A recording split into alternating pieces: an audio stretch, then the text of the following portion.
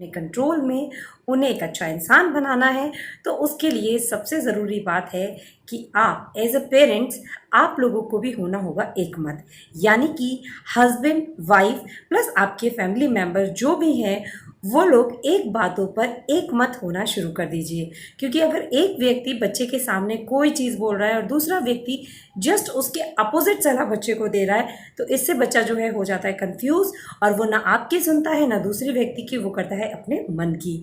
For example, आप बच्चे को डांट रहे हैं कि टीवी देखना सही नहीं है और मतलब आप उसे रोक रहे हैं और जो आपके घर का दूसरा मेंबर है वो कह रहा है अच्छा चलो थोड़ी देर देखने दो, चलो कोई बात नहीं, हमने भी तो देखी थी, हम भी अपने टाइम पे बहुत देखते थे। इस तरीके के वर्ड्स जो है हम बच्चों के सामने यूज़ करते हैं, तो बच्चा क्या सोचता है कि जो उसे रोक रहा है वो गलत है और जो उसका फेवर ले रहा है उसके सामने वो नखरे दिखाने शुरू कर देता है। करना चाहते हैं, उसे अनुशासन सिखाना चाहते हैं, बिल्कुल सही बात है, बट प्यार से।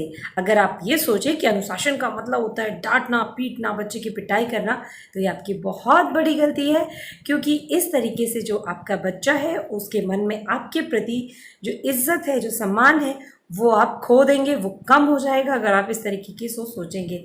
आप बच्चे को अगर कंट्रोल करना चाहते हैं, उसे अच्छी बातें सिखाना चाहते हैं, तो उसके लिए ज़रूरी है कि आप बच्चे से वो चीज़ें प्यार से मनवाएं और प्यार से सिखाएं। हम बात बात पे ये कहना शुरू कर देते हैं हमारे बच्चे ने कोई शैतानी की कि अरे बच्चा जो है वो नटखट है, अभी छोटा है, छोटे में तो ऐसे शैतानियाँ सब करते हैं। अगर इस तरीके की बातें आप बच्चे के सामने कॉन्टीन्यूसली बोलते हैं और बच्चा इन चीज़ों को मैं गारंटी लेती हूँ सुन के वो बिल्कुल इस चीज़ से सहमत होना शुरू हो जाता है कि मैं कुछ भी करूँ, मेरे पेरेंट जो हैं मेरी हर नादानी को माफ़ बिल्कुल कर सकते हैं।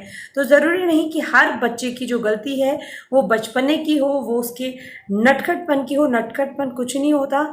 अगर आप चाहें तो बच्चे को समझा सकते हैं। बिल्कुल बचपन में बच्चे शैतानियाँ करते हैं, थोड़े से शरारती होते हैं, बट किसी हद तक अगर आप समय रहते उन चीज़ों को कंट्रोल कर लेंगे तो आगे जाके आपको वो चीज़ें प्रॉब्लम फेस नहीं करनी पड़ेंगी। सबसे ज़रूरी चीज़ ये है कि हम बच्चे के लिए नियम बनाएं और वो नियम ऐसे हों जिन्हें हम खुद फॉलो करते हों।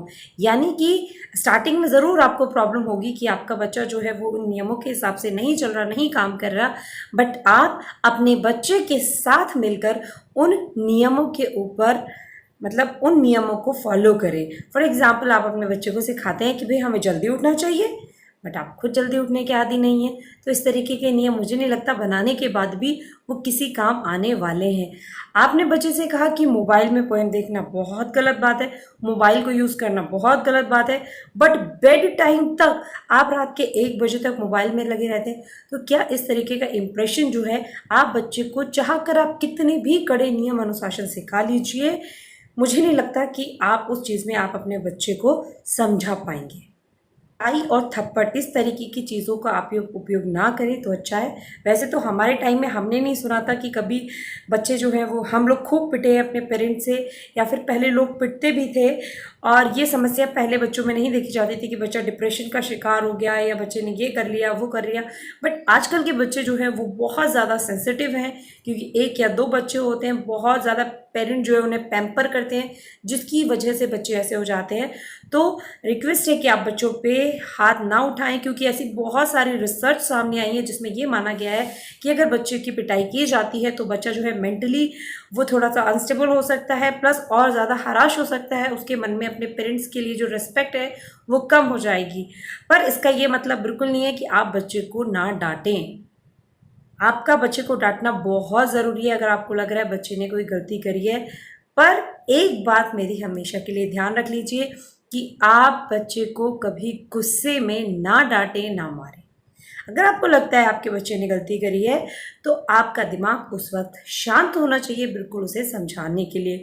क्योंकि अगर बच्चे को गुस्सा आ रहा है और इधर से आपने भी उसे सेम उसमें रिस्पॉन्ड कर दिया, उस पर हाथ उठा दिया, जबकि आपको लगता है बाद में कि मुझे इसे हाथ नहीं उठाना चाहिए था या इतनी रूडली से नहीं डांटना चाहिए था, तो वहाँ पर आप गलती कर बैठते हैं।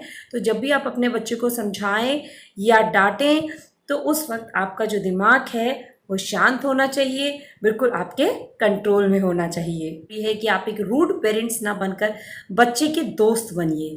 बच्चा आपसे अपनी जो बातें हैं वो अगर शेयर करता है, अच्छे से आपको सारी बातें बताता है, नहीं डरता, नहीं छुपाता, तो ये भी एक उसका बहुत बड़ा प्लस पॉइंट होगा कि वो इस तरीके की ब्लेंडर मिस्टेक्स करेगा ही नहीं जो कि आपकी पेरेंटिंग पर कोई क्वेश्चन मार्क लगा सके। ये बात बिल्कुल मतलब रोना पीटना चिल्लाना चीखना तोड़ फोड़ सब करता है अगर अपनी बात मनवाने के लिए, तो ऐसे में आप कोशिश करें कि आप बच्चे का ध्यान भटकाएं, बच्चे को किसी ऐसी चीज़ की तरफ आप एंगेज कर दें जहाँ से बच्चे, क्योंकि बच्चे बहुत भोले होते हैं, वो जल्दी से चीज़ों को भूल जाते हैं। अगर उन्हें उसके कॉम्प्लीमेंट्री कोई उससे अच्छी एक्टिविटी या कोई अच्छी चीज़ मिल जाए, तो अगर आपका बच्चा किसी गेम की किसी चीज़ की ज़िद कर रहा है तो बेटर है आप उसे पार्क में अपने साथ घुमाने ले जाएं, कहीं और ले जाएं, या फिर उसकी पसंद की आप कोई उसके साथ एक्टिविटी खेल सकते हैं।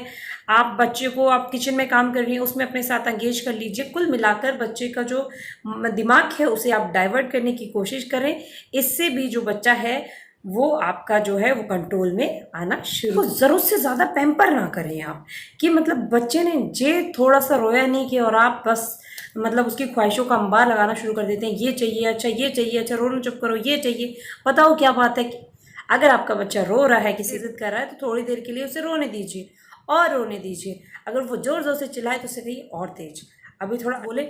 ये वर्ड जो यूज़ करते हैं, हम नहीं दिलाएंगे या नहीं हम नहीं करेंगे, ये चीज़ बच्चे के अंदर फ्रस्ट्रेशन पैदा करता है। उसकी जगह आप ये वर्ड यूज़ करिए कि ये चीज़ आपके लिए सही नहीं है, हम लोग आपको बहुत प्यार करते हैं इसीलिए हम आपको ये चीज़ नहीं दिला रहे हैं। तो अगर इस तरीके के वर्ड्स आप बोलेंगे बच्चे के सामने तो बच्चे के मन में बिल्कुल भी ये फीलिंग नहीं आएगी कि आप लोग उसे प्यार नहीं करते या फिर आप उसे वो चीज़ नहीं दिला रहे हैं। तो आपको यही बोलना है कि आपके लिए ये चीज़ सही नहीं है। टिप्स जो है वो मज़ेदार लगी, आपके काम आने लायक लगी, तो मैं आपसे रिक्वेस्ट करती हूँ कि इन्हें अपने और दोस्तों के साथ शेयर करें।